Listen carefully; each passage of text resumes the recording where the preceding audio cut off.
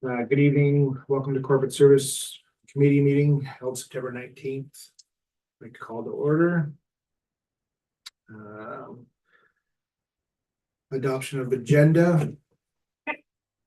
Good evening. Welcome to Corporate Service Committee meeting held September 19th. Like to call to order. Up there. Thank you. Thank you. Adoption of agenda. Good evening. Welcome to Corporate Service Now we're not Committee meeting. better. I have not seen volume button. Thank you. Adoption of Not seeing agenda. Volume. Yeah, it's the third from the right. From the left, so. Oh, I got it. Thanks.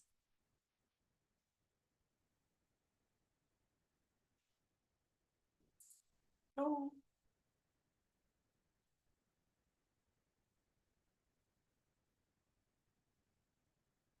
Sandra got 94% on. Good job. It's up to the right, you just gotta hit the full screen button. There Thanks. you go, no problem. But she had 94%. Probably something or looking. Ooh. Good for her. Okay, sorry. Moved by Clark, second by Corbett, that the Corporate Service Committee meeting be opened at 7 PM. All in favor? Carried.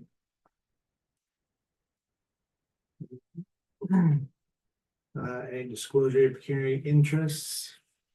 Being none. Adoption of previous minutes. Moved by Corbett, second by Featherstone, that the agenda for the Corporate Service Committee meeting for September 19th, 2024 be approved. All in favor? Carried. That the minutes for the minutes of the Corporate Service Committee meeting held July 30th, 2024 be adopted as presented. All in favor? Carried.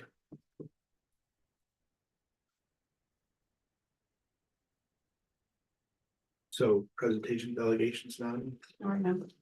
and then items for discussion. Yes, report from Public Works Manager. So got a landfill update on recycling. Public Works Department has been working to mitigate the amount of waste that is deposited into the landfill. One of the ways staff are doing this is to enforce the strict recycling rules put in place, with more recyclable waste being deposited within the correct bins at the landfill alongside the introduction of the clear bag policy. This has allowed for a decrease in overall garbage being dumped and an increase in the amount of recyclable materials being deposited. The available bins at the landfill site consist of cardboard, plastic and cans, paper, glass, and OES electronics. Residents, with the help of staff, are dumping these recyclable materials within the designated bins, and then they are picked up by Miller Waste for disposal. Staff have been working to inform the residents of Bonfield with such things as online posts, verbal education, and handouts from landfill attendants. With new township bylaws in place as for 2023, it has helped to correct the dumping that has been happening and allowed for the proper process to be followed. With such things as a clear bag policy in place, it allows staff the ability to inspect loads while informing residents on the proper location of where their load of materials should be deposited, i.e. garbage and recycling.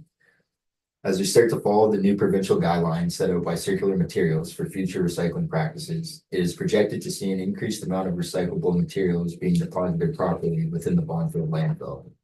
With new guidelines on what can be deposited being enforced by Public Works staff, it allows for only garbage materials to be dumped at the face with minimal contamination. Staff have also been informing residents on the appropriate locations within the landfill to dump materials accordingly. This pertains to such things as brush, ashes, shingles, scrap metal, building materials, tires, appliances, tagged and untagged, as well as empties. Staff have been handing out maps to the residents with the appropriate location labeled on the map. Staff have also installed signs in these designated areas to ensure materials are dumped in accordance. While working the recycling center within the landfill, staff have been relaying the importance to residents on what material goes where and addressing issues such as why can't plastic bags be dumped in the paper and cardboard bins. With this continued education being relayed to the residents and enforced by staff, we have seen a significant increase in the number of recyclable materials being deposited within the correct bins. Laminated sign has also been put up at the start of every shift on the bins to help solve problems of wrongful dumping. Following the enforcement of these updated recycling procedures, there has been a great increase with the amount of material being recycled at the landfill. In comparing 2022 to 2023, there is a significant increase in the amount of recycling being deposited. So I'll just go over the chart real quick. So 23 to 24, there was a 38% increase in cardboard being recycled. Plastic and cans had a 51% increase. Paper is actually down 30%. Glass is up 83% and OES is up 85%. From 2023 to 2024, these comparisons were done from January to September. This trend continues to climb with even more recycling being disposed of. The only bin that currently has a negative 30% rate is paper. This decrease is believed to be from the increase in businesses and merchants going paperless. A more accurate analysis can be conducted once the bin is full, disposed of, and the weights compared. The paper bin was last dumped in June of 2024 with a weight of 3,150 kilograms and dumped in June of 2023 with a weight of 4,520 kilograms. There's also a chart for 2021 to 2024 comparisons. All weights for cardboard, plastic, cans, paper, glass, and OES. As you can see, we're going upwards with our weights. It's projected to be once again in 2024 over the 2023 weights. With the above information, as well as the track disposal weights in relation to recycled materials, it is believed that the Bonfield Recycling Project is moving in a positive direction with significant increases of recycled material being deposited at the landfill site. As staff and residents work together to continue these practices, it is expected to see an even higher recycling rate in the future for the township of Bonfield.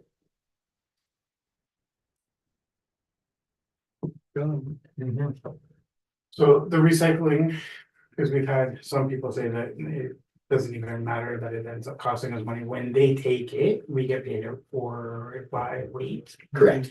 And that basically covers the rentals of the bins and pickups and drop offs. Yeah, So. but if there is contaminated material within that bin, like we essentially get charged.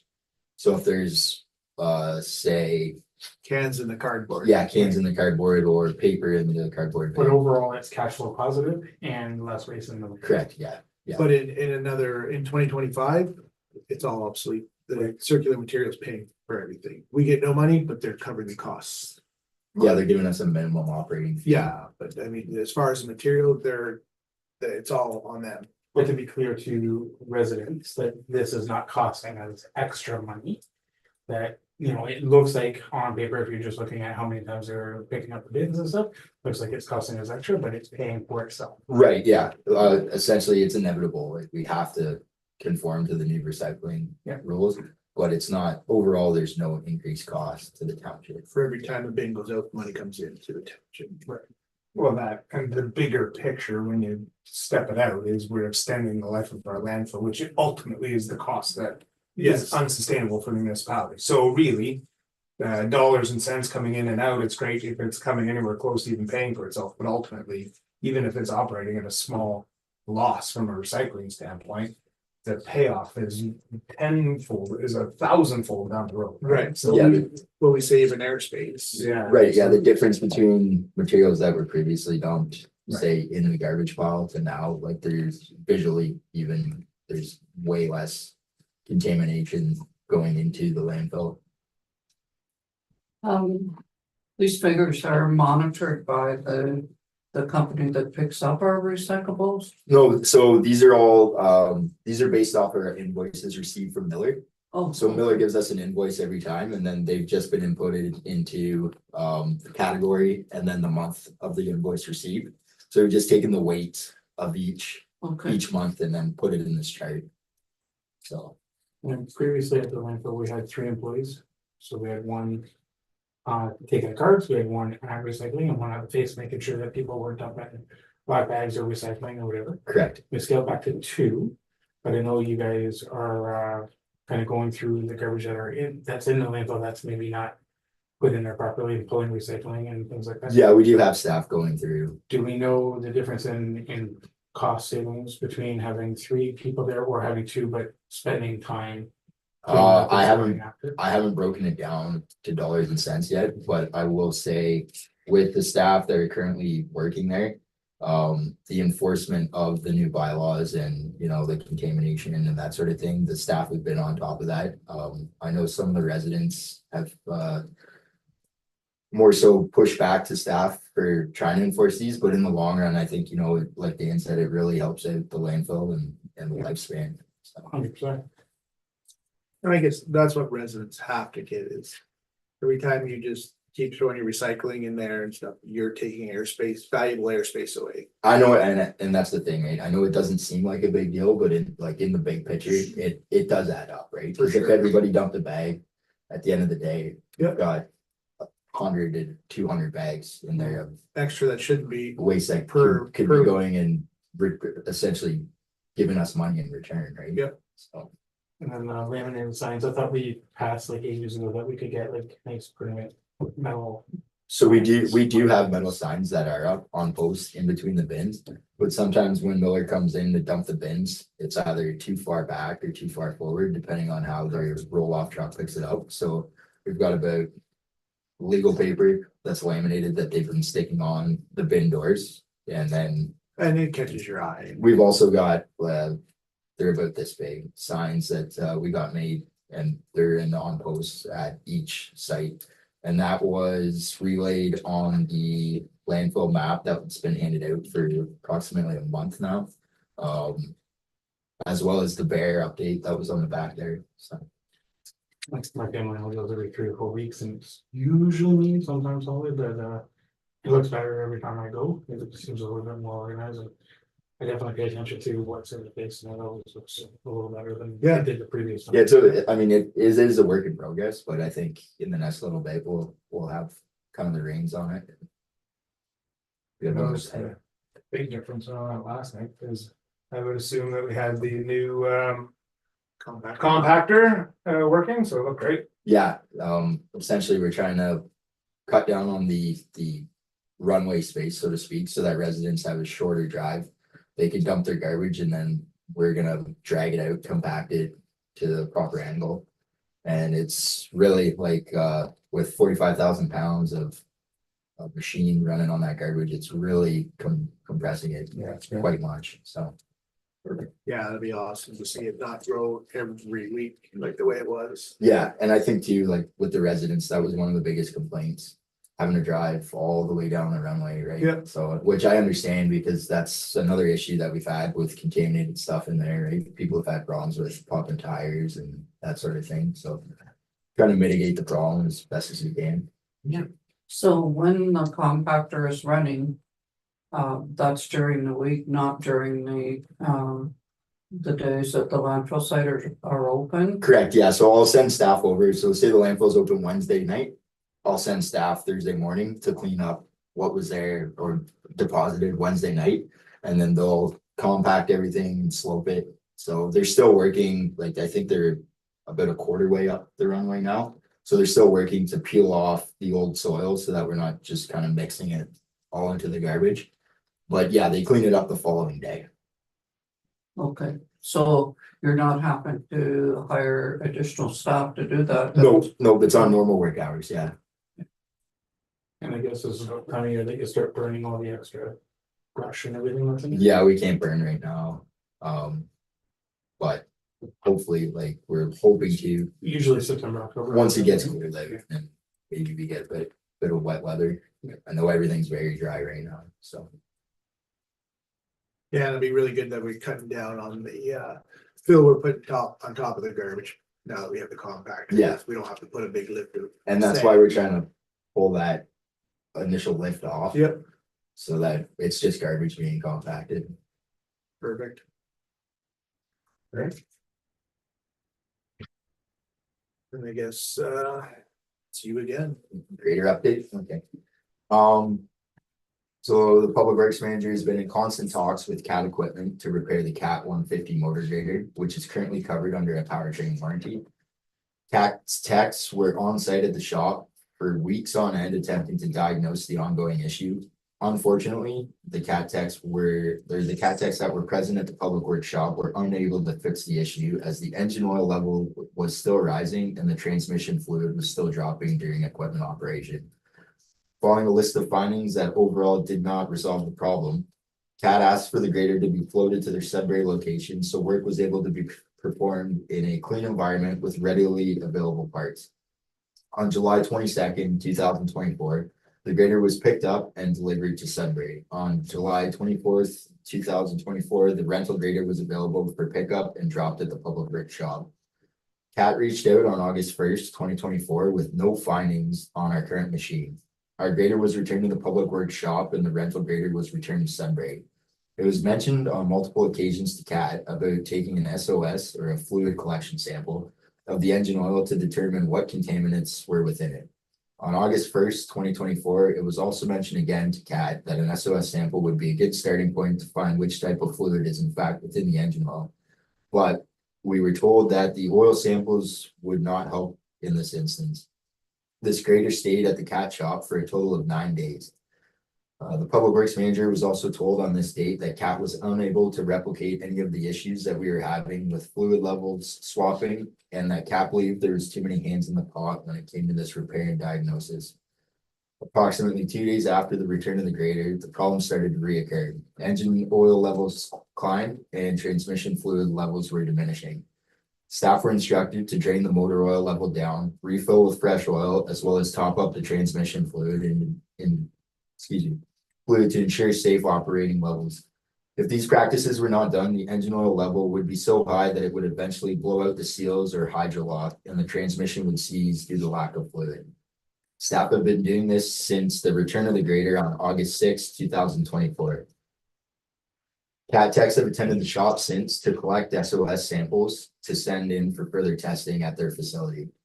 A second opinion was sought from a local mechanic who stated after diagnosis that he believed it was the main seal. Sadly, this second opinion has been used on the grader multiple times as the public works manager did not agree with the initial CAT diagnosis. The mechanic was used again to fix and diagnose the air conditioning issue with the grader that happened upon its return from Sudbury. CAT believed it to be a $2,000 compressor that needed to be replaced when in fact it was just a thermostat that was stuck open located under the seat within the cab. A recent bill was also received in relation to the travel time and parts required throughout the diagnosis process. This received bill was in the amount of $5,179.92. The bill was for 94.5 hours of diagnostic work and travel and performed work between the dates of June 17th, 2024 to July 29th, 2024. After much back and forth with CAT, a solution has finally been agreed upon. CAT has agreed to pick up the grader from the public works shop following the completion of our current in-house projects to transport it to Sudbury and perform the warranty work. CAT has also agreed to make changes to the travel bill received. CAT now believes that it is the crank seal or main seal that we thought to be the initial problem is now in fact the reason behind the fluid issue. The public works manager is still in communications with CAT to schedule the required warranty repairs. Well, unfortunately, it took that much back and forth. Happy to hear that it sounds as though they're gonna step up because that was heading down an ugly path real quick. I don't think we as a municipality would have put up with that with a new grader that our taxpayers work really hard to afford, so. Especially like it's one of our most utilized pieces of equipment. Absolutely. We even at this point between all the extra meetings and phone calls and work that Absolutely. you said put into it, and then all the extra. What do I want, everything else that seems to be just kind of wasted again for the day and gone or whatever. Mhm. It's just a headache that Public Works doesn't need to fight with, Wow. CAT. What do you think we spent in just like, let's just to keep that thing? We've gone through at least 2 pails. At $350 a pail. Yeah. It's certainly a disappointment to know that you've had that much trouble with it since the purchase of the grader. Especially since it's under warranty, right? Like, It's under warranty, and when you have to put over $5,000 out for travel and parts, I think that's pretty high. I know maintenance and you have to keep your equipment up, but when you've been experiencing problems in the air conditioning in it as well, mhm. it's a disappointment when you put that much money out and it's not. It's not what you expected it to be, but it's a good thing that you're on top of it and continue to be on top of it so that Thanks. it doesn't get away on us. So currently, CAT has agreed to come pick up our grader once we're done doing our maintenance gravel and touching up all the other roads. They're gonna float it to the shop, hoping to pick it up on a Thursday, be back on a Monday morning. And they're gonna replace the main seal as it should be under warranty. They're floating it on their dime. Correct, yeah, they're paying for the float. As well as I'm still talking to them about this bill. Well, that bill should not exist if they would have just recognized the problem right at the hop. Right, yeah, so that's been the main argument, but I think, you know, moving ahead, we're finally getting somewhere on this issue, which is nice, but it just sucks it took so long. We have not paid this $5,179, correct? Thank you. Again, and I would imagine, I mean, I'd look to council, but I would think we're not in a position of wanting to pay this until we're No, either that's, A, satisfied, or B, quite frankly, probably never paying it, but yeah, I'm on the second one. Yeah, I'm me never too. paying it because Right. this is an ongoing issue that so should be under warranty. And the problem with, when Alex went to the second mechanic, he diagnosed the problem right away. I mean. Yeah. You know, this should have been done by CAT long ago. There's only, and like within that bill, there are a couple. Things that did get replaced that like we'll have to pay for, there are a couple $100 worth of parts, it's not $5,000 worth of parts. Right. But my whole argument with them is the 94.5 hours of diagnostic and travel time when there was no, like, the end goal was never reached. Right. We're still dealing with it, right? Right. So The parts aren't under warranty? that needed replaced? yeah, No. No, the only thing that's covered is powertrain, so it would be your motor and drivetrain. all right, and now department updates. So summer work, the Public Works Department has been working diligently through the summer months to get all municipally owned and operated parks and assets cut. This list includes 2 cemeteries, Mount Pleasant and Development, 3 parks, Cabascon, Centennial and Rutherglen, the municipal boat launch, the medical center, the community garden, 2 fire halls, Railway and Rutherglen, and the Public Works shop. This area totals approximately 40 acres of land. The Public Works Department also had the honor of having 2 summer students working throughout the summer months to give them a hand with all daily operational needs. The presence of the summer students played an instrumental part in the upkeep of the township parks and assets. Public Works crews have also completed 2 separate portions of ditching on Maple Road. The first was in front of 100 Maple to mitigate the flooding that occurs by the Crossroad culvert. And the second section was from the municipal parking lot by the dam to 451 Maple Road. The ditching along Maple Road will allow storage for the heavy snow load from plowing and the snow accumulation from the grooming of the OFSC trail adjacent to Maple Road. Following the completion of the ditching, crews then used the newly purchased UML HY Sonic 100 brush head mounted on the new excavator to clear back sightlines and hazardous tree canopy / brush that is encroaching upon the roadway. The clearing of this roadside growth allows for residential vehicles to have a clear sightline of blind spots, roadside wildlife, and vehicles leaving residential laneways. Roadside brushing of the tree canopy was also completed to allow for the sun to dry out the road following inclement weather. The overhang of brush above the roadway was also cut back to mitigate the hitting of branches with heavy trucks and equipment that tend to cause serious damages. Staff have also had brush around signs and sightlines throughout the township. Crews have also replaced a total of 7 culverts throughout the township over the summer months. 2 relief culverts on South Shore above the 36-inch existing culvert where the road was washed out. 2 laneway culverts on Maple Road, a crossroad culvert on Shia Street, 1 culvert on Greenwood with roadside ditching to Sunnyside from Lakeview, and 1 culvert on Fishaw Road with minor ditching on either side. Public Works staff also worked diligently to complete the grading and compaction of Development Road from Trout Pond to Mount Pleasant following its pulverization. Development Road was also sprayed with dust suppression material following the final grade. The calcium application was applied to Development Road at a rate of 3 from edge to edge. Development Road has been graded since to bring the loose shoulder gravel back to the center of the roadway. Staff are also monitoring the road, ready to apply water with a small calcium content in-house to the road to combat the ongoing dust issues. Ongoing and upcoming projects. So currently, the Public Works staff are completing the roadside brushing on the entirety of Line 3 South. Once the brushing is completed, staff will be moving into roadside ditching along Line 3 using the excavator. With the upcoming gravel application that's currently underway, on Line 3, both brushing and ditching will help to maintain not only the integrity of the road surface, but allow the excess water to flow off the roadway into the ditches. So commencing Monday, September 16th, 2024, this past Monday, the awarded tender work to Degania Aggregates for the application of maintenance gravel. It was RFQ 2024-07-Quarry A roads will begin. Degania will be belly dumping granular A quarry gravel on Line 3 South from Development Road to Highway 17. 3,200 tons of material will be applied to the roadway and graded to a 3% slope. Following the completion of Line 3, Degania will be moving over to Maple Road to dump material in sections of the roadway that are becoming an issue for the grader operator due to bedrock, washouts, and lack of gravel. Maple Road was chosen due to its low pavement condition index, PCI rating of 38 through the 2023 roads needs study. Also beginning Monday, September 16th, 2024, Miller will be hauling aggregate on behalf of Miron for the granular A stockpile tender RFQ 2024-08. The contractor will be dumping 5,000 tons of aggregate at the Public Works shop. Staff will be utilizing the available equipment to push and stack the pile for future use.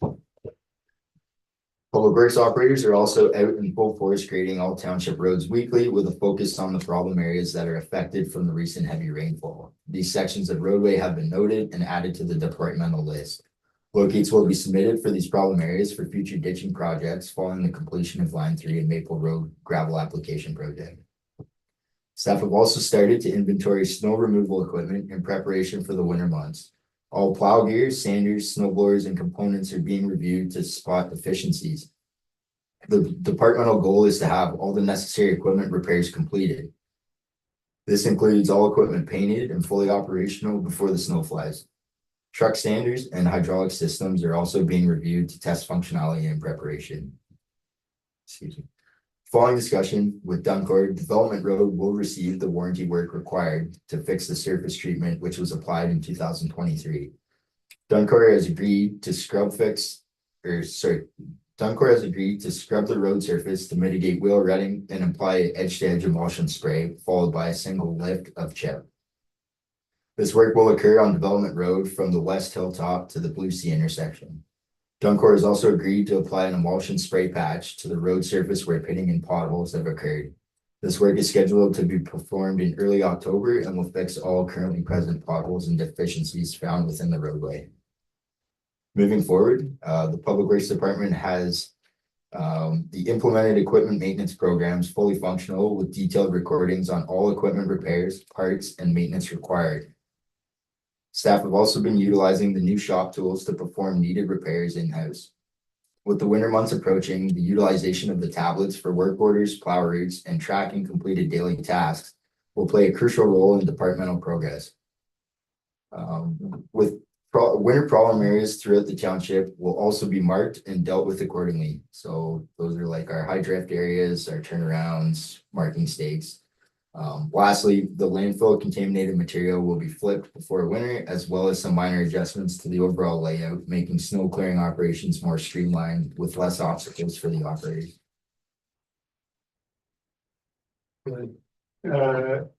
Fantastic report. I would just say, well done. I mean, this is evidence of a well-run Public Works Department, so appreciate all of your efforts and please pass on the thanks to the Public Works Department. Obviously, this takes the effort of a great team, so appreciate all of their efforts. I think when we read this report and we hear some of those that would like to say, you know, what do I get for my tax dollars? I don't think you're going to see much better evidence of your tax dollars hard at work, making evidence-based decisions within our municipality of what roads to rehabilitate, to invest in our equipment. I mean, how much of this work wouldn't have happened if we didn't put the money towards the excavator and the brush head and the backhoe and quite frankly, even the greater. So appreciate all of that. And again, I think this would be the meeting that I would like to make note of the date so that every time we hear somebody say we get nothing for our tax dollars, we'll just refer them to this meeting because this is an amazing report. So thank you. Thanks, I'll relay that to staff. Yeah, it's good to see that so much work is being accomplished. I mean, you know, I people see the public works staff out. I know staff aren't visible to certain people every day. Like they could be working, Sure. say in Rutherglen or, It's a big you know what area. I mean? But like staff are out, they are working and they are busy, so. By that laundry list of stuff, you can tell that they're, you know, they're out working. I mean, line 3 looked really good brushed back. I mean, it looks really good. So, That Duncor has stepped up too. Yeah, I know A lot that's of your it's very nice, time. that finally we've come to a solution on that too, Yes. because I know residents aren't too happy with the work that was performed and. It is under warranty, again, you know, you're not gonna say this, but you had to have a pretty good fight to get this. Yeah, done, so, for sure. Yeah. you know, But like I said, like we've paid, right?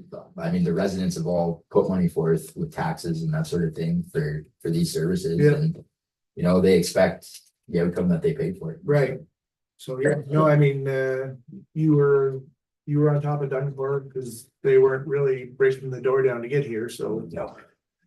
So, good for you. I mean, Yeah, that's a very good report. I would like to comment on that as well. And it's good to see that the work that's going on now and how you're preparing for the equipment for the winter and getting our winter sand and everything. So Thank you. it is a good report. Yeah. Thanks. Another 2 or 3 years of that will be caught up. Yes. Two or three decades, maybe, but yeah, we're getting there for sure. Yeah. one other question. So when you flip all that material, are we bringing a bigger excavator in or are you Nope. doing that with yours? Nope, so we're gonna utilize the compactor as well to push some material.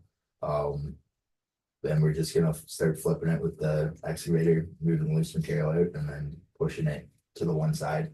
With the compactor and then moving it back over with the excavator, so. Okay, Yeah, we don't have to rent any equipment for that, so we've got enough stuff in here so we can take care of it, so. fair enough. Good, okay, report from the CAO treasurer. CAO treasurer. Okay, right, so the first thing is on the annual memberships and subscriptions. So throughout the budget process, council asks staff to review accounts and find deficiencies in the operation spending. This will be ongoing as staff are learning and working on the continuous improvements with the existing systems in place. And then we're creating and amending them as we go through them. So 2 areas that were reviewed over July and August are the annual memberships and the technology subscriptions and systems that we have. So there is, in the chart, there is a list of the associations broken out into ones that are for the township and more unpolitical, and then there's one for the staff for the roles and the staff that we do. So the township memberships are like the Association of Municipalities of Ontario, Good Roads Association, FNOM, which is the Federation of Northern Ontario Municipalities. There's an employer pension contribution of $42. That's just what we make for the group that sits with OMERS on behalf of municipalities. So it's a very low cost, but we do contribute something to those members that do sit to watch what's happening with OMERS from the employer point of view. And then the Federation of Canadian Municipalities. So the total on that is $3,351.82. And then the staff positions, we have the municipal finance officers of association. AMCTO for administration staff as well for clerks and treasurers. Public Works is in the Nipissing Roads, as well as in Good Roads with the CRS. Fire does belong to 2 of the Ontario Fire Marshal organizations. And then building has ports, which we have to be a part of for our building official, and then there's a chapter component as well to that. So our total costs on that are $2,543.28. So the total for all of the memberships is $5,895.10. So belonging to these associations ensures the township receives timely updates on industry standards and legislative changes.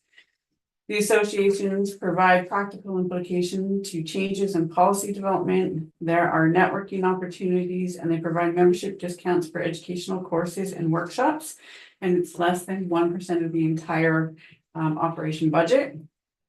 With that said, for changes for 2025, we'd like to remove one membership from the Association of Municipal Clerks and Treasurers. And this would be the planning role, and that position would become a member of the Ontario Professional Planners Institute at a cost of $595. Also, the bylaw enforcement officer to become a member of the Municipal Law Enforcement Officer Association and the Property Standards Officers Association. Both have corporate memberships. So $266 and $92 for the year. Both also offer certification courses that our bylaw officer will be taking in 2025. Those courses do fill up very fast, so we will become a member if you approve on January so that we can get our name on that wait list. Because they fill up usually within a day of being released. There's not many of them offered throughout the year. So there's a net increase in 2025 of $261 to complete those memberships. And then in the technology subscriptions, I've listed them all. So we have some like Baker and TownSuite. So Baker is the system that we currently use, but is retiring. Wanted to retire in 2024, is not able to because we are still connected along with the two other municipalities that are still connected. And TownSuite is the one that we are moving transitioning into. We were hopeful to be transitioned by the end of 2024. And it looks more like, Q2 of 2025 before we will be fully operational. And we need to run both systems at the same time, just to make sure that the information is correct in the new system. So we do pay, we pay a portion in 2024, we will have a portion of Baker in 2025, and then we will not have a portion of Baker in 2026. And then we'll just have TownSuite to it. We do have Microsoft 365. This is probably our largest expense at $7,253, but that is the email in all of the municipal or the Microsoft suite for every member, the staff, council, everyone that's involved in the municipality. Agenda notes is a package in there. We are moving to eScribe in January of 2025. eScribe will offer us more services with the agenda, and it'll be for more than just a council meeting. Citywide is our asset and work order system. So it tracks all of the work that's done on our assets, on our roads. So Public Works Administrative Assistant inputs that data, and then we can track it so we know where we are on the assets. It looks at when we have to replace it, what those replacement costs are, so it helps us build the asset management plan. The access copy is in there as well. We do plan to cancel that. Not all municipalities are a part of that. And same with Grammarly, that one has already been canceled when it renewed for 2024. Adobe Pro, we do have 2 logins for that. Later in my report, I do explain that we do struggle with this because there's only 2 logins. But there are more than 2 staff who can benefit from this program. So they send the documents to one staff and then we make it work. Yes. Canva is what we use for the professional social media marketing. So it's a program that's online and everyone has access to it with one login. SurveyMonkey, we've used for our community surveys, and it's a simple, easy tally system in that. Citizen Alert is the alert program for residents. We can send alerts to them, they can send alerts to us. CGIS is our property system. It allows us to track the properties. We also do our building permit system through CGIS. And then Zoom streamlines our meetings and also provides us the cloud space for our recordings. So that totals $54,275.30. In 2024, staff consulted with the Powassan Computer Systems to come in and review the current computer systems and find efficiencies and recommend improvements. So this combined with the 2023 report from Edicor on the security of the systems has led staff to issue a request for proposal for our computer and software process and hardware. We've also started a records management review and want to move to a secure cloud-based system. As our server is aging and will need to be replaced. We have to keep it right now for Baker, but it does need tender loving care. So the RPO will implement these new formats with us. As I said, Grammarly and Access are already going to be canceled. Survey Monkey, we have the option of purchasing it every 2 years, as we do not issue full community surveys every year. But with the official plan of zoning and a few other ideas, we'll need it for 2025. So we do want to renew for 25. Citizen Alert is a good service to provide to the community. It's for emergency management, so we can push out alerts. It also provides the community using the application to send messages directly to the township when there is an emergency, a tree down or a pothole, they can send in. So earlier this year, staff did push out that software on Facebook on the website. We asked people if you write on Citizen Alert that if you receive this, please let us know. And it was under 20 people that replied back to us that they received the message. In the last 100 days, 5 people used it to report a concern. But the website and answering service received the bulk of the communications from residents to the township. So this is another area that can be reviewed as well. We do have other systems in place that would make up for that. And then another area that was reviewed were our cell phones and our tablets. So they're critical to the operations. There was no corporate plan and no consistent monthly plan or billing with any of our cell phones. So we negotiated with Rogers and the cell phones are now on a corporate plan. The change has a savings of $2,113 a year. The tablets, which the actual tablets will be paid off in October, but then so starting November 1st, they will be also transferred to this new plan. So there'll be additional savings there as well. And then staff will continue to be aware of the processes and systems. We are drafting every time we start or we're doing something, we're creating a list and more how-tos so that we can find the efficiencies in those. So while they're small amounts, when you consider all this alone, combining them shows a significant savings over time. So that'll work, say there's only 5 people using it, 20 people Yes, for $1,600. yes. Nikki, Right. under the annual memberships Mhm. and the membership with the, and I don't know exactly what it's called, I forget. The veterinarians, that wouldn't fall as a membership here, Right, yeah, the vets are not in here, not the in. veterinarian, yeah. It's $120, is it, but it's not an optional. I Right. think- Yeah, it's optional, but it would be ridiculous not to be Yeah. part of it, yeah, so, yeah. Is that- Yeah, maybe that's the best way to say it. Yeah, Yeah, it's not, it's Yeah. not up. Yeah, Yeah. Technically optional, not optional, yeah. I think it was five. Yeah, Yeah, it's that's that, true. I don't know. Yeah, if it money falls well under spent. here. Yeah. oh, the very core. well spent. So Yeah. I'm just, Right.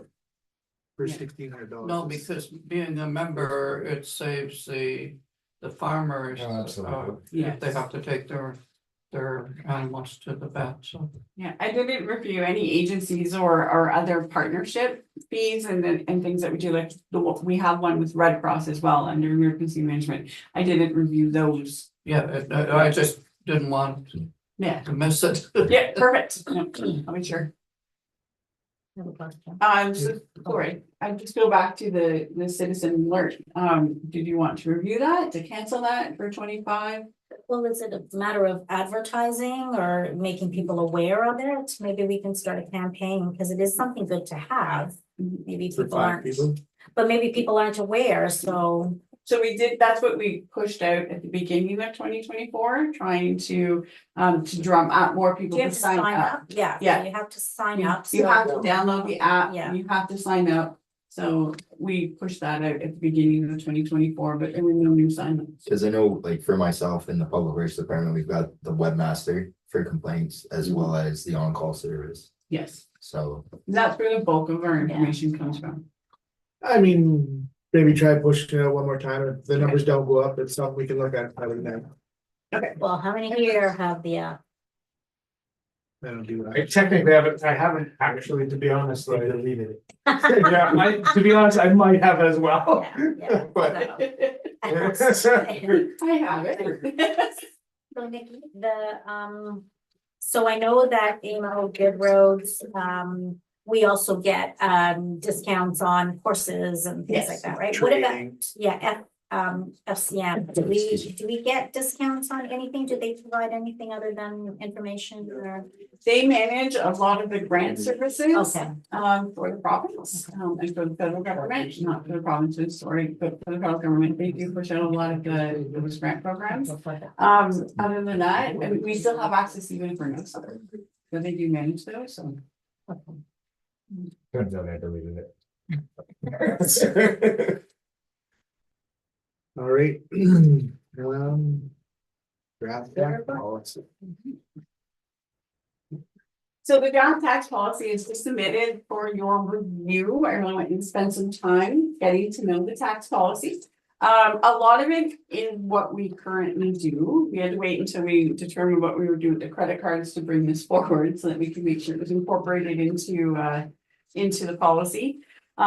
Essentially, we're setting due dates for our tax bills, deadlines for when staff have to send the messaging out at the end of July, the end of February, and then from the municipal, we have to give 21 days notice. We typically do aim for more than that. And then the due dates will be the end of August of every year. And for the final taxes and interim taxes are the last business day of March. So it's just setting that. So it's very transparent. It's very consistent.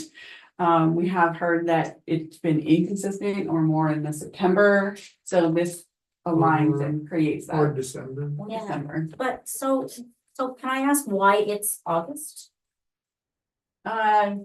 Essentially, we just look at cash flow. So it can be August, it can be September. So why wouldn't we give people more time in the year if it's for 2024? Like, why wouldn't, I know that other municipalities do that too, like you say, so the interim one is fine, but then you know, we're asking for them to pay all of 2024 by the end of August, which is the 8th month. Like, why aren't we doing it in September or October? September would be the latest that I would go, but we can switch that to September. I don't know if that, I've heard some people wanting a little bit, you know, further in. I haven't heard any complaints, but I'm fine. I get that. I If think- you've heard that. It's I not have, like I people think are asking a August bit of- Isn't Bit is aggressive. early, yeah, it's Does that early. affect budget stuff for like sand and salt and No. snow and? all No, that? because we're very well financed in the bank, but so why, We watch cash flow to make sure so that when we're Mhm. doing all of the tenders within 1 month, that we have the funds in Yeah, there and yeah. look enough to cover all I mean, is the a monthly plus the. month gonna make a difference? I think it does. I think, you know, the longer time people have. So here's the thing. It's for 2024. Technically, I should have till December 31st to pay my taxes for 2024. No, you got 21 days, you gotta have 21 days notice. So, but that's our operating money for 2024, not our operating money for 2025. So we are cash floating. Yeah, I know, I'm just saying, right, it's a bill, so if you know, my cable bill or whatever, right, I'm paying it. One month in I certainly advance. don't pay it 5 months in advance, right? Right. So that's all I'm saying is that it's early for a total bill.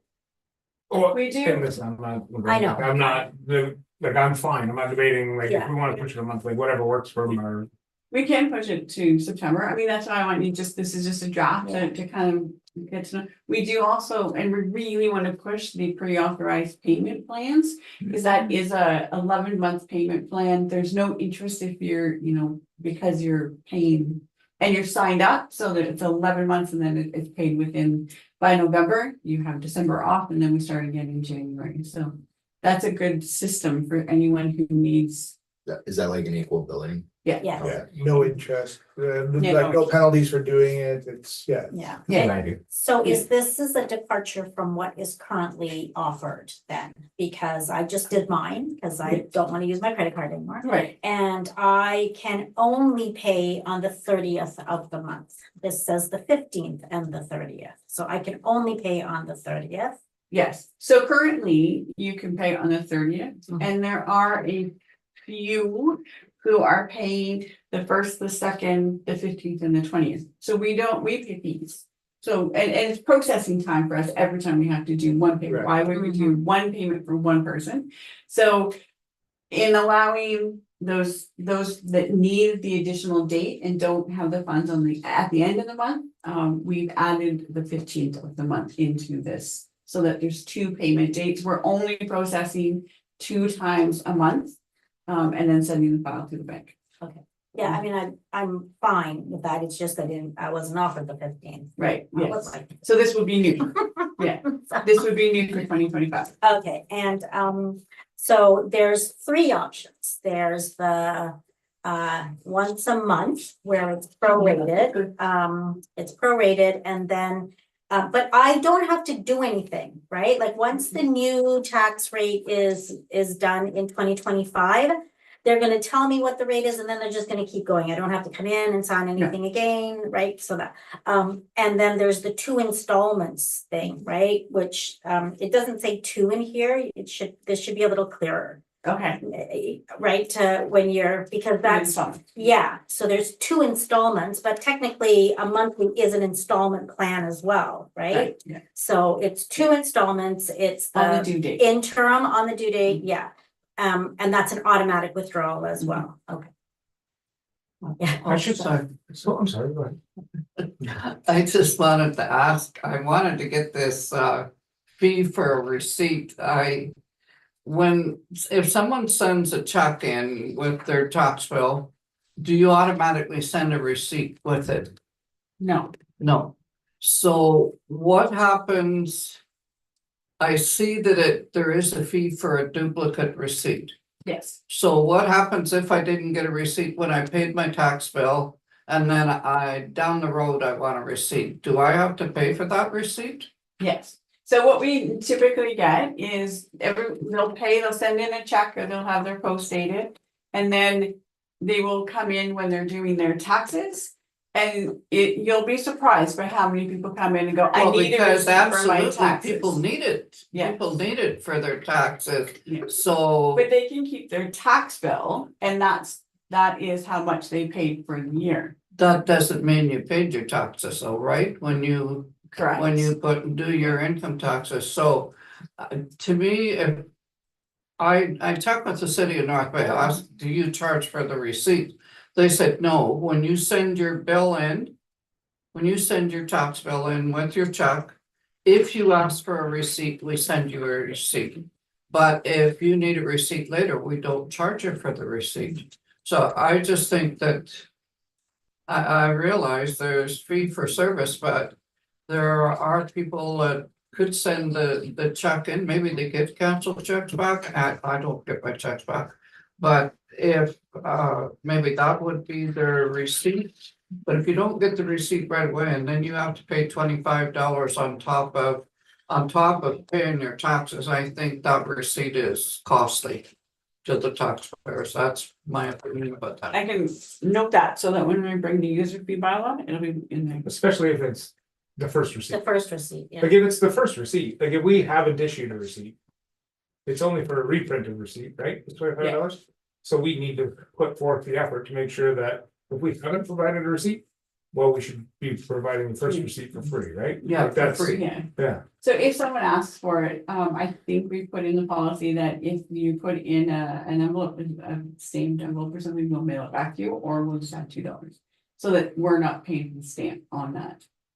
But it's the reprint when you've already received it. Yeah, So that's the high amount. And I understand that, but you know, when you're paying $6,000-7,000 for your taxes. And then you have to pay another $25 for a receipt. You have to put your $1.25 stamp on it. I don't know, you should be getting something for that $6,000 or $7,000. You get road construction. Just one question, so I'm of the camp where it just automatically comes out of my bank account, all of a sudden I look at my bank account, oh, there, my property taxes came out. Is there a way, and maybe it's illegal, I don't know, but like, so. What happens is at the end of the year, you get or towards one of the last payments is the tax bills have been passed, all of a sudden.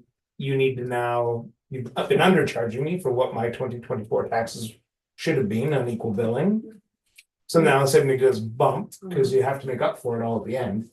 I don't know if there's a way to mitigate that, so whether or not you can anticipate a small increase, like I'm just trying to think, instead of trying to give somebody a hit at the end. Which usually, I don't know, I'm guessing it's probably around Christmas. All of a sudden somebody's tax bill has gone up and they need to make the difference up from all So at once, right? what we currently do is in December, we will send the amount for it will be in 2025. We will add 3%, anticipating at least a 3% increase. And then when the budget is passed in July, we will send another note saying this is the new amount with the final taxes. So they have from August. Perhaps July, depending on the date, but from August for sure until November to make up what that difference is. If you get a tax bill, and it's a huge jump in November, December, it's typically a supplementary or an omit, and there's been a change on your property, and MPAC has given us the assessment. So it's not necessarily a tax thing, so, but we do have residents, if they built a garage. We don't get notification from MPAC until like September, we process it, we send the bill out November, December on changes to your property. But if we pass the budget in April, Yes. you know what my fee is going to be, so then shouldn't my adjustment for my prorated amount take place in June, starting in May? We just send it when we send so that it's in line with the final tax bill.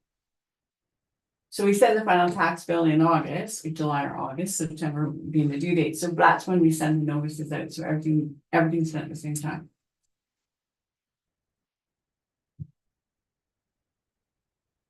Say This is confusing to me, so.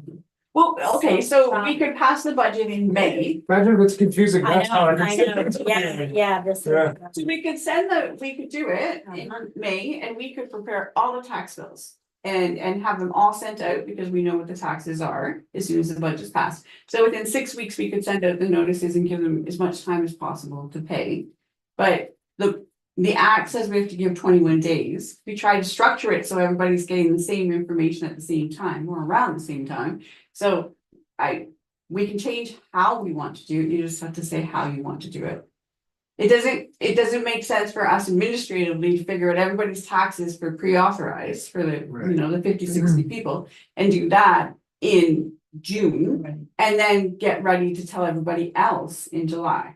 I'm only one of 50 or 60 people that are pre-authorized. Yes, We should put on to that, that's just. we Well, put it everywhere. so and that- I was people call it- thinking about this because, how long have we been using credit cards? I don't know that. So I heard 10 years. And conservatively, if we did a $20,000 a year, that's like $200,000 conservatively that we've paid in interest to the credit card company. Yeah. That could have been ours, right? Right. So, And that's why we chose to yes, get rid of it. yeah. I mean, the option though is still there, you just pay the fee. Yeah, Yes. now the option is there. You So I'm do- just Yeah, no. thinking on the other hand, right, Yes. like for people that say don't have enough expendable income to pay their bills. right? Actually, so we passed that and then we went to sign up for a training with one of the associations.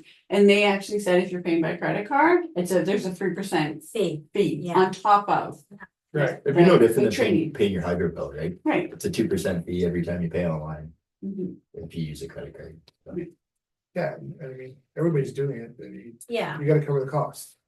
The other thing to point out in here is it does set out the procedures for tax sales. So if you're behind 2 years in taxes, then we spend a year to try to get you caught up and in line. If after that third year you're still, then we would register, so we would start on implementing that as well.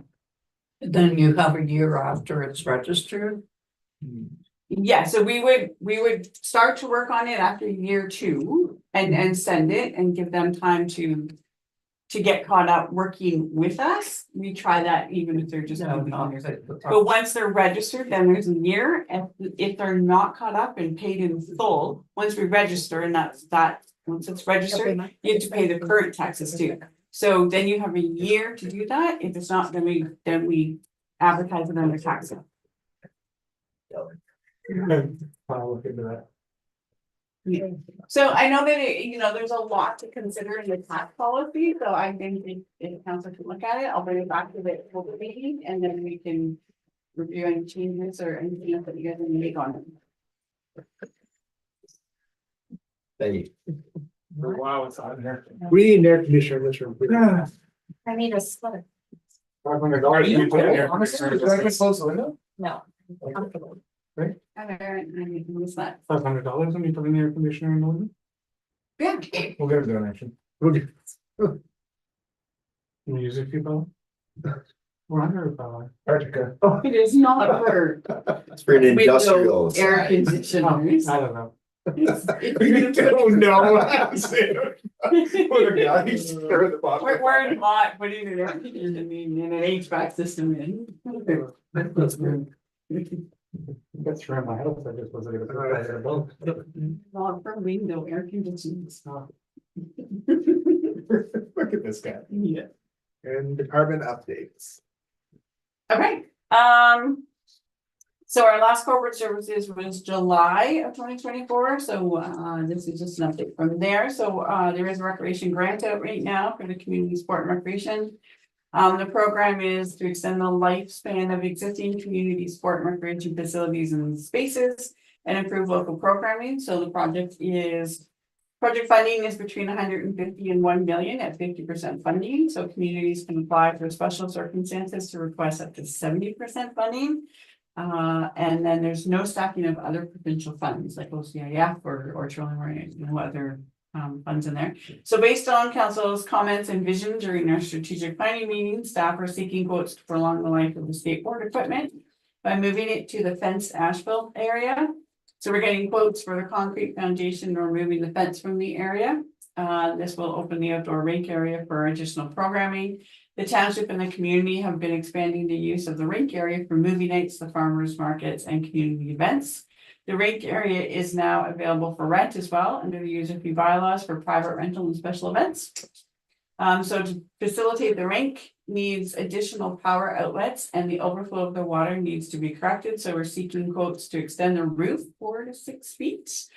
As well as the cost to eavesdrop, and then the drainage outlets that will prevent rainwater from pooling on the rink surface. I was just going to say, where do we come up with that? How do you extend the roof 4 to 6 feet? Well, it's eavesdrop, or we have to do something to the roof so that the water can't get back into the. They- But it's metal roof. We put a metal flashing in the end, but But not 4 to 6 feet, it's gonna. No, not 6 Snow feet. load. Yeah, I'm like. Yeah. Yeah, I think. you're Oh, right. a company has come in and reconstruct what we have to do. Oh, yeah, I think Eastrop's is gonna. Yeah, Eastrop's We'll wait for very quotes, but I'm like, Yeah, I read that. Yeah. Right, yeah, I don't know how that works, but When we're standing and staring at it, things, what do we do? yeah, So no, what I are get our it. options? Let's Yeah. explore them and then we'll figure out. Mary, can you get us some more money to fix the roof? Hey, Mary? You got the ring built, can we extend it for you? No, you guys have the. Oh, no, it's not. And just to finish on that, the basketball nets that are in the fenced asphalt area right now would move into the outdoor rink area. Yeah. Yeah, so that everything would still be available. I'll go with the wind downs, what are you thinking, right? Yeah, Yeah, like So that we like the can put them up, gymnasium, yeah. yeah. Yeah, see my. Well, I think it's a fantastic venue coupled with the beautiful scenery for weddings and family reunions and all of that kind of stuff. It's sheltered, so you have the ability to be like, it's large, it's outdoor, but you're not gonna get rained out. Right. Like and with the new alcohol policy that we passed, that could potentially qualify for an alcohol license. Yeah. Special occasion thing, so that's good. The only other question that we that staff go back and forth on is a skateboard park, when we do put concrete in, should it be fenced, should it not be fenced? Do we put the fence back? Fence, You think so? because in the winter, kids are gonna be playing on those. And it's slick and whatever, so it just Liability. creates liability, right? So currently in the winter, like we're pushing all that equipment aside. And wrapping it all up so that nobody's using it. If we left it out and you get a thin layer of ice and snow and stuff on there. You could do the All Are same. the you rails. guys, are you guys wanting to put high enough fences and keypad locks on it? or- I think you just fence it like you do now. With like an open gate. And then in the winter, you just Lock lock the the gate. gate. Okay, But like, you know, more kids play on there without a skateboard and without inline skates than with, like they're just running up and playing Yes, tag and like stuff. it. maybe it'll keep them from. If they're doing that porta potties. in the winter when it's on ice and the snow and stuff, someone's gonna get hurt. No, I understand that side of things. What about touching base on that? Sorry. No, I feel your frustration. Are you missing children's bike? Yeah. Yeah. Like, can we not install game cameras or something, so, you know, strategically to catch who's Like, doing? We can put more cameras up. No, but who's the doing prob- For the most part, we believe it's children. Well, obviously it's kids, but I mean, we've had They need to be held sweaters, accountable. we've had sweaters, rocks, garbage, even a bicycle put. well, that's in what the I'm, toilet, you know, right? the So- sweaters, you can't, and you really, this- you're not gonna nail it, you're not gonna be able to get the kids, but if someone carrying a bike into the toilet, you're gonna.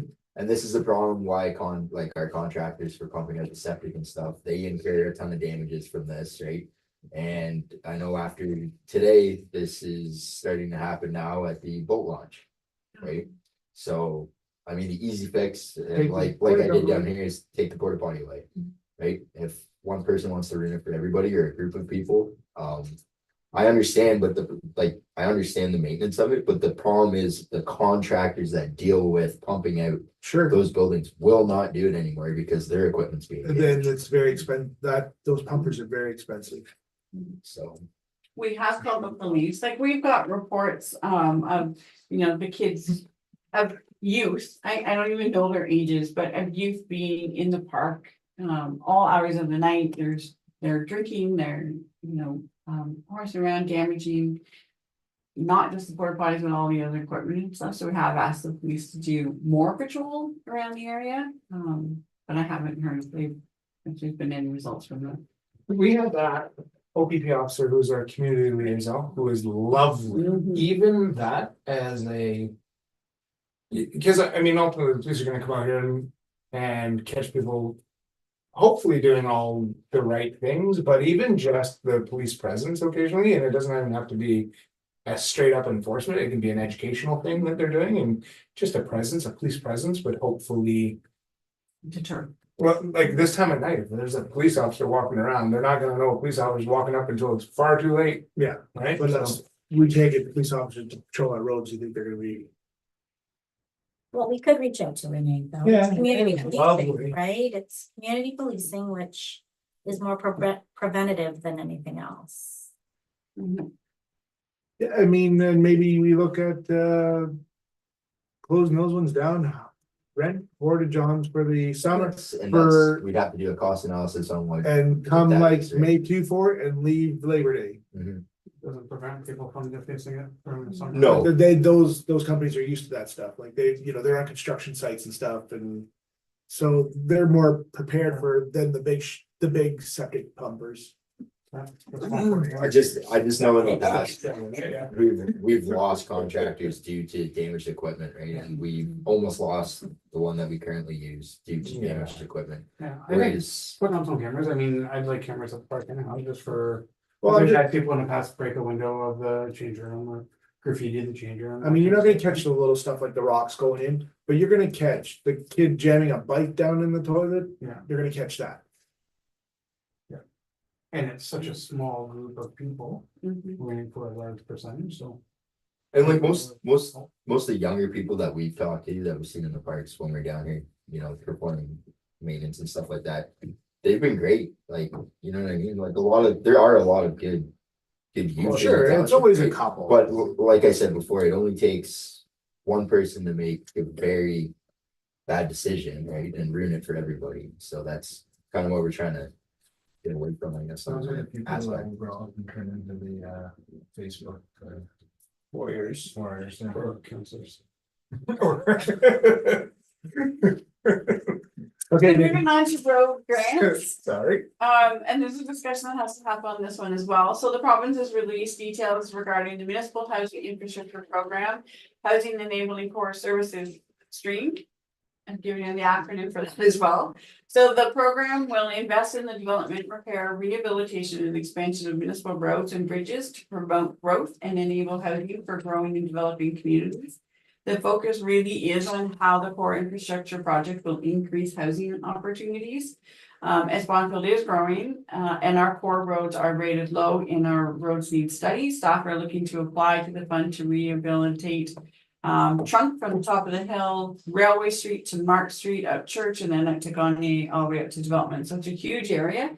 The grant won't allow us to put that entire in there, but we'll stretch as far as we can. If that's the area that we decide. So the fund is 50% funding up to 20 million. Railway Street has been on the capital budget list with project amounts ranging from $550,000 to $1 million. The CAO and Public Works Manager met with consulting engineer in March to narrow and define the scope of work and project cost estimates for railway. A report hasn't been submitted back to us, and now the Public Works Manager is now reviewing the past project plans and will plot out a scope and an estimate. And it'll be peer reviewed by another engineering consultant, so we reached out to Tulloch to get some help on that. Tulloch will also assist with the municipal assessment and scope of work necessary for replacing Trunk Road Bridge in 2025. So this MHIP HEX must be started by September 30th of 2025, and the project must enable housing, new developments that would not be enabled without the project. So this will be the focus of the application review process. This will be factored into the scope of the project to maximize point allocations, and Bonfield is growing and has many new builds. Using the past, we will endeavor to illustrate how the rehabilitation of Railway Street will open more opportunities for growth. And then the application deadline is October 18th. So we are working on Railway Street. We really do want that plan for Railway Street so that we can start putting that in the asset management plan and that whole area, because Trunk needs some work. And then Railway, obviously, and then going to churches in that bad of No. shape. This project would require us to do a proper sidewalk on Church Street. So if there is a sidewalk, you have to build it to accessibility standards today. That trail isn't good enough. Yeah. The footpath alongside the road. But does There's gonna be It there. doesn't meet. We did not call it a NMSC, sidewalk. It's not a sidewalk. So that is definitely one area. We do estimate it's gonna, be $1 million if we apply for that. But then we also have Development Road, which we've already pulverized. It needs granular, like it needs the base and then surface treatment with the pavement. So if we pivoted to Development Road instead of Railway, then that project we could apply for that under this grant, and then that project is just done. And then perhaps instead of surface treatment, we can go to a paved road on that using the grant money, and that's going to be close to $1 million as well. It was one point, What portion do we have? 1.56. 50%. plus all your other work, Mhm. plus we're paying Well, plus- 50%, plus So you we pay can't it. do now. Plus, plus you- all the work. We can finance it. like, it's a big, So We were yeah, we planning were, doing 500,000, like the bridge project is gonna be 450 next year, and then we have 550 that we were setting aside for the road work, whether that was development or to start on the railway. But now that we've pulverized development, maybe that needs to be a priority and get that project completed. So I'm really looking for your feedback on where you think. and you should be able to throw a lot of all the other. Sorry. Easy. Oh, it's unbelievable. Where do you live? Not on South Shore. But we should be able to throw all that funding money from gravel pits and stuff like that towards development also, because Yes, there's, the main pits are right off that road. yeah. Yeah. Norwich is expected to continue past the first 5 years. It's expected to continue into 26 and beyond. So we can use that funding. We did use it when we did development before. So. So we would have to replace that bridge with a bridge? Well, we've asked, in March, we asked for a municipal. Whenever there's a project and it's around water, you have to do municipal assessments or environmental assessments and stuff. So we did ask for a review of getting a box culvert in there. And seeing what that would look like. We don't have a report back on that. So essentially what we were looking at doing was instead of the 1 lane narrow bridge, putting a box culvert in. That would bring it to the 7 meters wide instead of the current. So are we waiting on our engineer to do that, or who are we waiting? We're waiting on the engineering firm to come back with the bridge report that's due this year. Mhm. I was updated 3 weeks ago that they wouldn't be here until later in the fall. I was promised that they will be here, but I haven't heard back on the initial follow-up from that yet. Is this the company doing our bridge and culvert study? Correct. No, Oh, we asked We're them. all, I think, Yeah, all of and municipalities are that's the what I same. was told, Yeah. we're all, they're kind of on a. Yeah, we're all on the We're same just page. So the culvert would We be. did ask them to do a Yeah, full review so of cement. that bridge. Sure. Over a bridge. Yeah, It's like the yeah. insert, We know right? we want So to a replace cement it. insert and then put like We're a failing that we don't have that yet. We have reached a it. deck on top, right? Just So it's need back to something normal that road it's- size Yep. instead of, Kind of like a bridge. yeah, technically Getting processed. a bridge, but a big culvert, I guess. Cause it would be concrete, right? Yeah, it's a concrete. The box culvert, right? So and then they just put, So it would be fairly expensive as well. Yes. In comparison to the bridge, right? I think the biggest thing right now for us is finding out. How deep those existing footings are. For the bridge that's currently there. Mm. And then trying to figure out how to stop the water flow and what time of year we can move forward. So here's what I kind of proposed. Is I'm digging my footings back further and leaving the existing, Okay, and then you're not in the water. right, So that eliminates all the environmental. yeah, and that was the other half of, like, we were looking at doing some boreholes. Further back to see Sure. if it's possible, yeah. right, on Yeah. either side of the bridge. I had so- done that, but like, that was my game plan, is to put the abutments back further. The bridge gets a little longer, but you save a ton of money by not working in the water. Cause that was the last meeting Nikki and I had with the engineer, I think Nikki mentioned about the different options. Like we had, right, so we either. Replace the existing bridge and what it would take for the same size, but if we're doing it, we should Go wider. go wider and make it more sustainable Yep. than. What's there, right? And if you're digging new abutments, you can go that extra width. Exactly, and that's the only other reason why we thought about. The nice part is that box creek culvert is, insert, right? that nice part, the creek is narrow, so you're not, the water isn't Yeah, traveling up. What is the deadline that you can work in the water?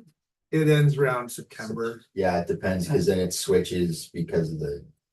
Turtles and then there's nesting areas and that's. What you have to do is call, I have a contact info if you want it. He'll tell you what species are in the In creek. that creek, okay. It's the ministry, Biologist. yeah, it's a ministry down in Perry Sound. I've been in contact with them. Okay, And they'll look up that creek and they'll tell you what species and when you can work in there. okay, perfect. Is that Oceans and Fisheries? Because we know we need to get a permit from them. Yeah, it's ocean fisheries, but I think they're out of Perry Sound, the one where I was dealing with. Yeah. I So just- we're working on the bridge component, but for this grant. Which guys? Yeah, would you, do we want to start another project? Doing railway, or No. do we want to finish development? For as much as I would love to see railway done, I Yeah. mean, cause it is it's an embarrassment. But I mean, we need to clean up the projects that we're But I starting. mean, Goes to 20 million, doesn't it? But we're 50% funding. Whatever you can finance it. And Like, that's, how often do these grants come around? We should take advantage of the financing is there. but are we, Because you have multiple gonna projects. fall under this grant for development?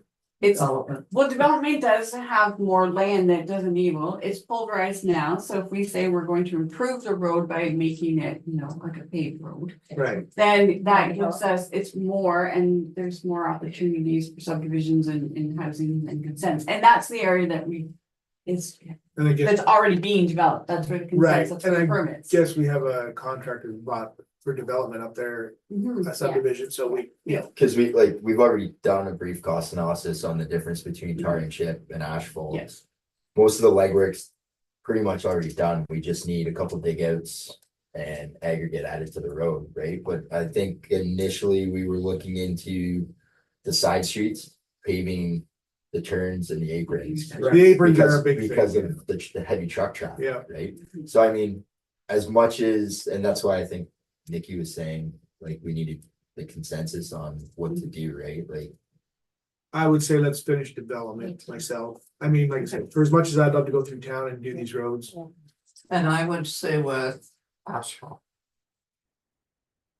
Yeah. If you're going, we're going to have to borrow money anyways, right?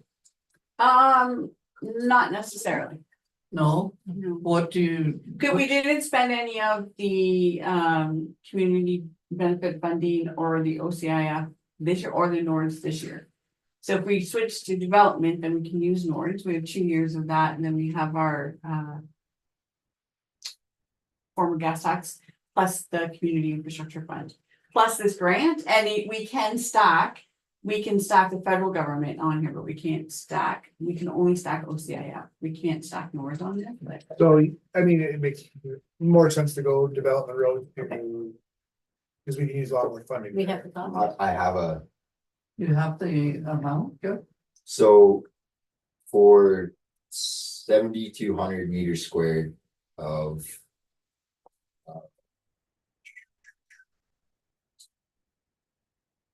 of 50 millimeters fine grade asphalt, you're looking at $1.8 million. What's 50 mils, Donna? So Okay, Is that for the whole of Development Road? that just got Yes. called, no, the pulverized section. plus the two, plus you have the Yeah. plus section, the So- 2 kilometers that are not. And then NORS. for We did the whole for thing. granular A at 8,820 metric tons, you're about $282,000. And then for your shouldering, you're another 54,000. should, yeah, I mean. Whereas chip the seal. double surface treatment, for 4,800 meters squared, you're looking at approximately $530,000.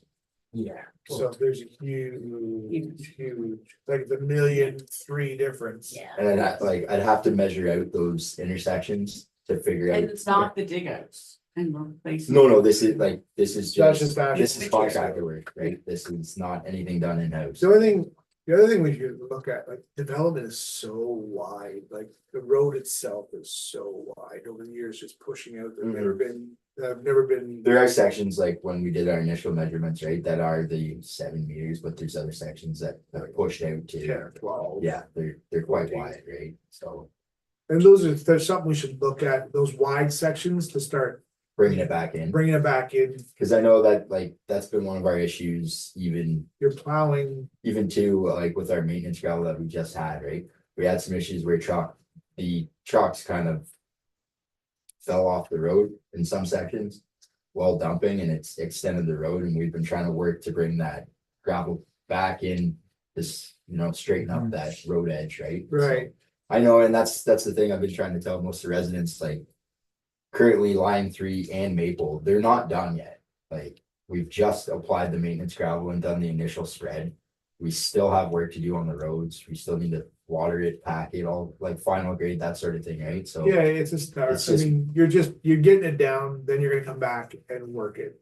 I mean, people gotta realize it just doesn't come out of the truck, No. done. perfect, right? And I know there's been some complaints too about material, the quality of the material, the size of the material, that some residents are worried that it's not gonna compact or it won't bind. People work in the industry. No, not currently, but that's trying to relay that information, right? That, Yeah, it is spec'd out, it was spec'd this as Corey.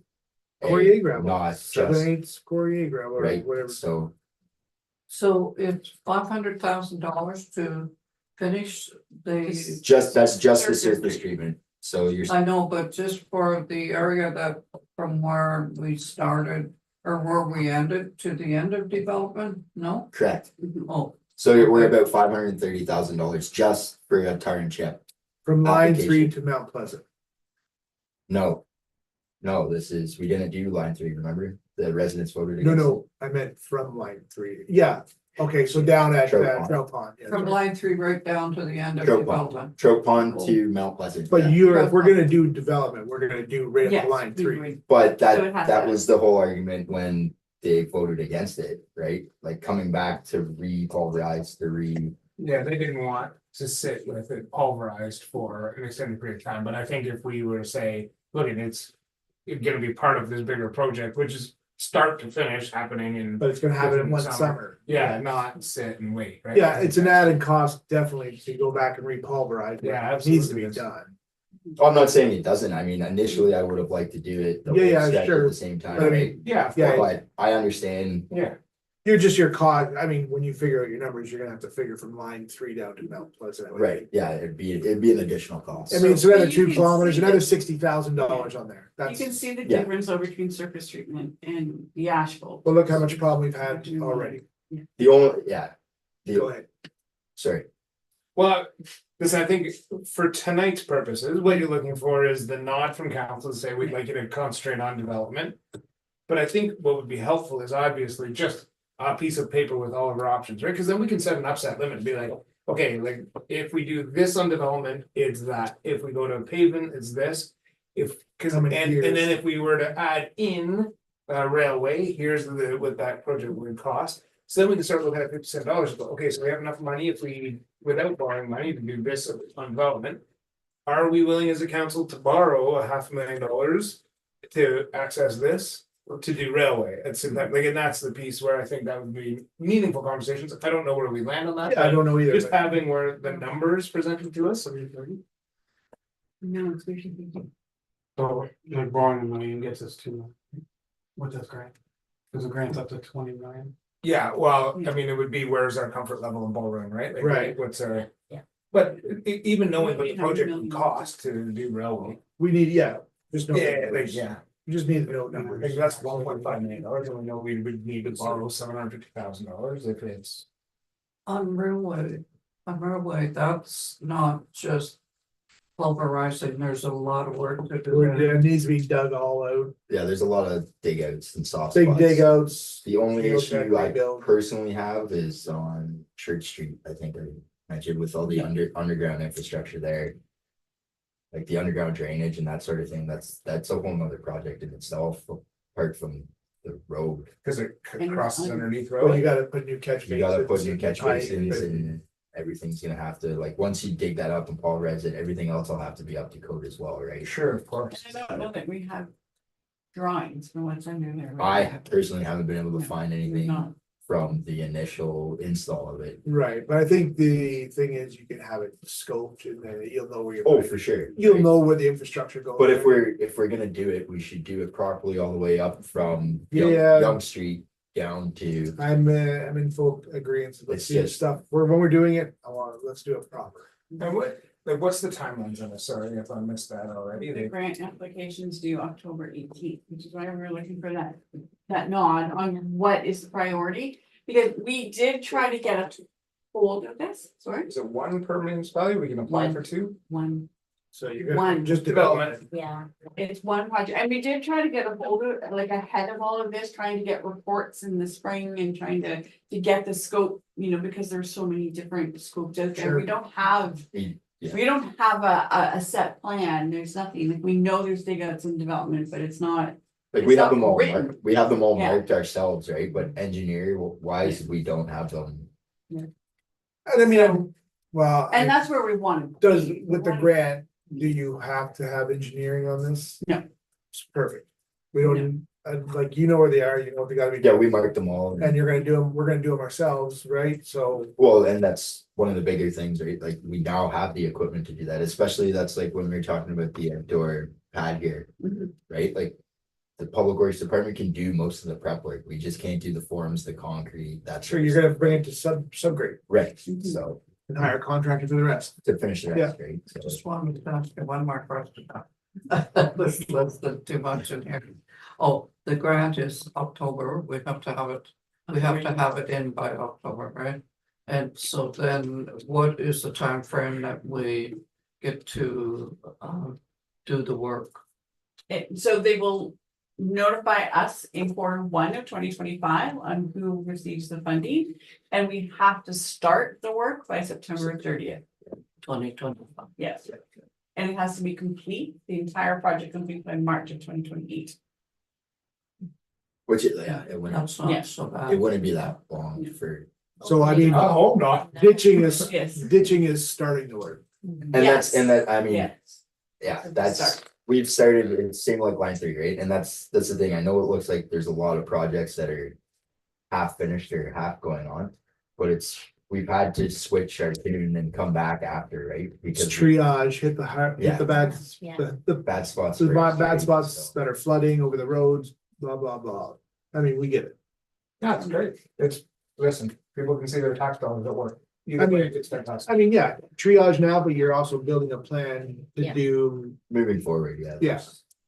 It'd be more structured. I mean, it's been so long since anything's been done here that, yeah, you're gonna, people gotta understand that it's gonna take a little bit to get things figured out. So continuing with the updates, then, we are doing tenders, so the website and social media, staff are working on a written communication plan. Using the community satisfaction survey, communication certainly includes social media, ensuring the township is informed of community of operations, timelines, new activity, and general municipal information. Fact sheets are being worked on to produce new policies on bylaws that will make it easier for the community to understand, and the newsletter will continue to be mailed out to all properties quarterly. The office clerk is working on the request for proposal to redesign the municipal webpage and make it more user friendly. Each staff member is reviewing their section of the website to include additional content, determine better formats and better general design to improve the ease and the relevance of the information. While the project will not be completed in 2024, we expect the RFP to be awarded by the end of October and work well underway behind the scenes once that gets going in November and December. We are doing the tender for the audit services for 2024 to 2029. Generally, municipalities appoint an auditor for 5-year increments, so the municipal act dictates that council has to appoint or reappoint the auditor at least once every 5 years, so this will be done in November as well. IT is mentioned in the previous report. We've had reviews conducted on the technology at the municipal office. That's led us to want to do an RFP. To streamline computer and municipal software practices. The outcomes are expected to give more control for the township for minor revisions and more secure services, along with efficiencies and potentially having one provider. The tender will be issued and submissions back in October, and then there'll be interviews prior to awarding the final contracts, and it's expected there will be a new provider late 2024 or early 2025. We're also working on the Eric Street extensions, so Public Works Manager, planning assistant and myself did meet with Descon there to continue. But they will continue to hold the road and we'll do the final ditch work and the additional granular A in the spring of 2025. And they'll provide the final as-built drawings once that's done, confirming suitability and sustainability of the roadway materials. Public Works Department received permission to use the second driveway to turn around when performing snow removal. On Eric Street, so the portion that we actually do own and maintain right now. So we're working on that. Did I see anything? That's a question on that? So think I've seen work happening by the Subdivision part. subdivision Yes. owner, Yes. which seems to be at a different grade. What's happening there? Yes, so Public Works Manager has met with the subdivision owner as well, and he did show up to our meeting with Descon on that, so we had some discussions on what that's going to look like. We're looking for the drainage plan for the subdivision plan right now. His plan. We don't know how the drainage is going to flow. There are several different plans and thoughts to where that might be. But it does mean some dig outs. We're gonna have to do some easements and dig out on private property, or they will, but we need to do something about. So was there not a drainage plan when this subdivision went through? Yes, so we've seen 2 drawings on that. So there's one that it would line up with the current road, with the road that's there. Right, But as it's being built right now, it's evident it's not going to, So how did it's they, not going to flow into those ditches without the ditches coming down, and then it's gonna build. And I know that there's provisions for culvert work on Lanier, but then we don't have. We don't have permissions and easements on the other side for the additional water to go down there, so. We have talked about getting in an experts on drainage to help us, cause there will be. The other side of Laurier will also need some drainage work. So- Because of this project. I guess my question is, how's there a drainage plan if this was not, all this hasn't been dealt with? Right, so that's what we're working on.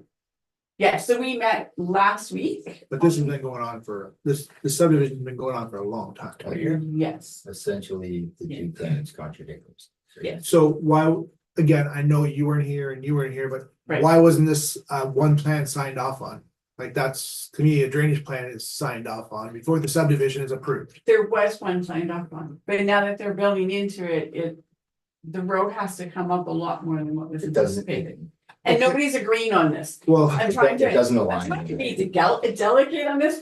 Nobody's agreeing on it, so we're trying to figure out what but the plan is and what the solution is going to be. as a Because- contract, as the subdivision developer, I mean, you have a drainage plan. And just because the grades don't match, you have to make it work at your dime, I mean, I would think. Yeah. Yeah, the paper exercise is different from when you actually come in and you. And is it because the front end of Eric is ended up being higher than people anticipated? What's the? It's not higher than the as built drawing, so. But it's, It's not higher than the design. I was gonna say, as a subdivision design, these grades would have been shot and well documented how, what the elevation should So be. we're looking for that sign off on the elevation, so the drawings we have are flows. But we weren't here, so we're going through I files get and it. files and files to find that elevation. We we found the topographic elevation Yeah. map and we've talked to Descon and they're willing to work with us and fix their grades. Yeah. Like re-ditch that section and fix their grades and stuff. It's just conjoining the Mhm. two subdivisions. There's a bit of a gap in the drainage plan. Yeah. Well, I mean, yeah, I mean, this shouldn't have, I mean, outside of us passing this. This should have nothing to do with the township, like, that's for. This has all been approved, so. They need to figure it out. No, I'm not disagreeing with you. It's just my concern is where the water is gonna go after and who it affects, right? Yeah, but I mean, this is why. Is that Eric Street goes No into way, Laurier? right. Yeah, I It's- get, I understand, it's just, wow, Okay. I took a drive, it was an overwhelming day. Yeah. yeah, I mean. Yes. But no, we're working on it. Okay, thank you. Yes. Moving on, then the official plans with Ministry of Municipal Affairs and Housing for review, staff have reached out to the consultants to establish a date with set during meeting for the community. Since the official plan review commenced, there has been several changes to the Planning Act, a new provincial policy statement, and additional acts for cutting red tape and encouraging housing, the building better homes. So these new provincial policies will need to be incorporated into the official plan. They didn't receive royal assent until we were already done and reviewing our draft official plan. So some are in, some are not in, now that they're in royal assent. So I do suggest adding some funds in 2025 in the budget for assistance in making sure that does get incorporated in. And we'll obtain an estimate on that. It might be that we do it in-house and then just have the consultants review again, just a peer review. Based on where we're going, because the new PPS is just maybe a month old. So it'll take some Are time. they huge changes or? I don't know the answer to that, yeah, sorry. The trail and the short-term rental bylaw, they're both with the legal team. I reached out, no response to date. I don't know when we'll get them back. That's just an update. Training, so the administration staff, the 3 admin staff here, they did lottery training today. As they are the lottery officers, the administrative assistants, the 2 front staff are attending, they started their unit 2 of the municipal administration program from AMCTO. And they're also attending the general municipal procedure training in North Bay in October. on October 2nd, and that's from Fred Dean, so a well-known municipal lawyer. Who's going over what procedure bylaws and motions and, you know, the basics of municipal government. The bylaw is looking for training on the administrative penalty program, and it's hoped that this program will be implemented for 2025. So he just wants to take a little bit of training on that.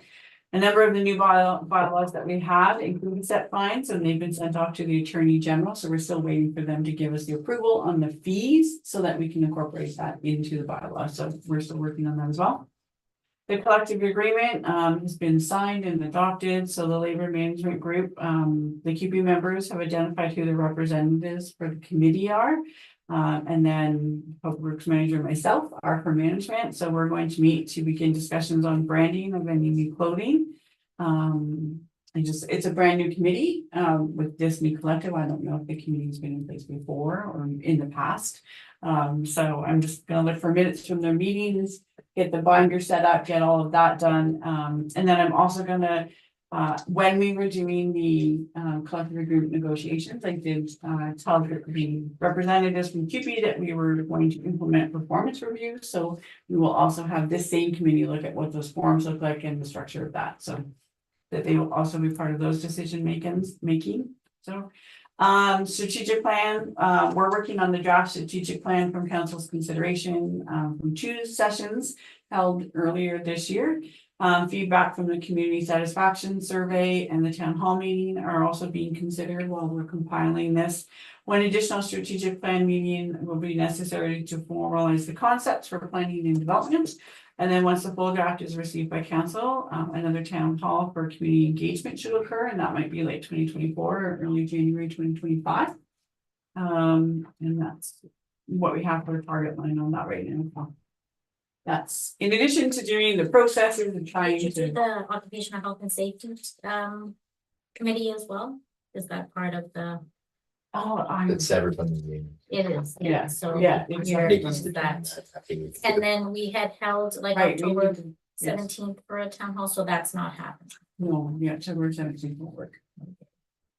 I mean, oh, too bad. I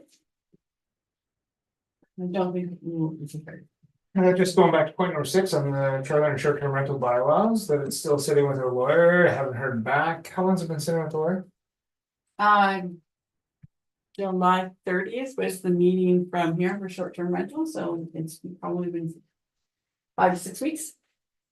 And we just haven't heard back.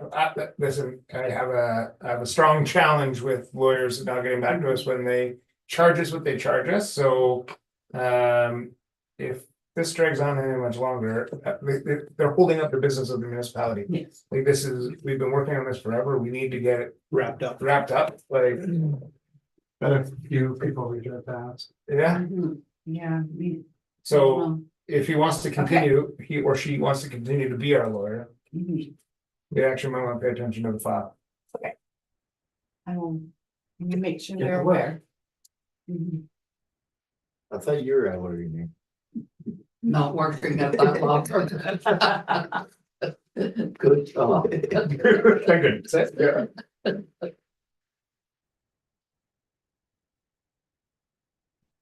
Okay, resolutions to be considered for adoption. Moved by Corbett, second by Clark. That the corporate service committee meeting recommends to the township to enter into the circular material agreement for recycling services for 2025. All in favor? Carried. That one is the recycling report from. Yeah, And we don't have a choice. no. We really don't, and I did identify. Did you see that? Yeah, that one. They That's- said Monday instead of Wednesday. They had our flowers around. Yeah, yeah, they, okay. Mhm. Yeah. I've been back and forth, back and forth. Yeah.